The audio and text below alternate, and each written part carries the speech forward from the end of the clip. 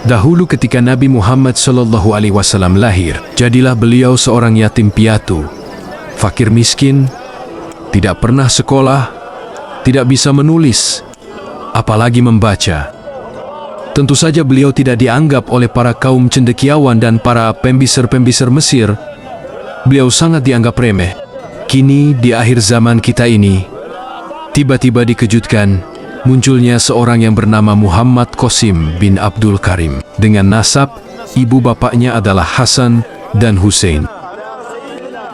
Beliau dilahirkan juga yatim piatu, fakir miskin, tidak pandai berdiplomasi, tidak pandai berpidato, tidak hafal Al-Quran, apalagi hadis-hadis akhir zaman. Tetapi beliau dari umur belasan tahun hingga sekarang, sudah 800 lebih, bermimpi bertemu Allah dan Nabi Muhammad SAW, juga para Nabi Rasul lainnya.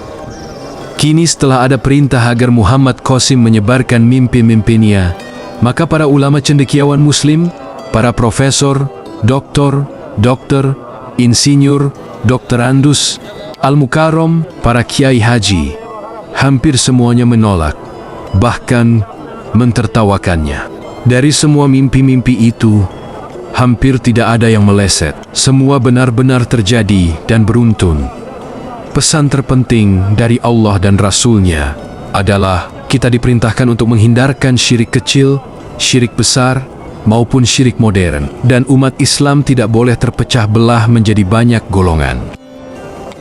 Kata Allah dan Rasul-Nya dalam mimpi Muhammad Qasim adalah, sebelumnya dunia ini tidaklah segelap sekarang. Seluruh dunia kini telah diliputi oleh kegelapan, dikarenakan banyak terjadi kesyirikan modern dan perpecahan umat Islam yang disponsori oleh para ulama itu sendiri.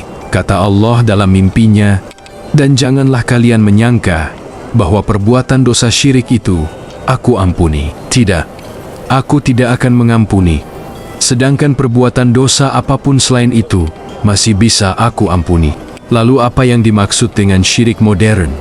Yaitu mengesahkan patung-patung dan gambar-gambar yang mengandung unsur makhluk bernyawa dengan mengatasnamakan seni, memajang foto-foto pribadi, keluarga, atau bahkan ulama-ulama yang dianggap wali dipajang terbuka walau mereka tidak menyembahnya. Juga tidak diperbolehkan meninggikan kuburan serta mencari barokahnya.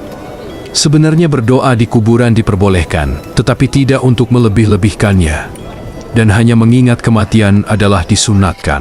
Dalam mimpi yang lain, Allah berkata, siapa yang mendukung, membantumu, dan aktif menyebarkan dengan membuat video-video tentang mimpimu, maka perbuatan baik mereka itu akan dapat balasan dan pahalanya. Dan apabila mereka mati karena ajalnya, maka mereka telah tercatat mati syahid.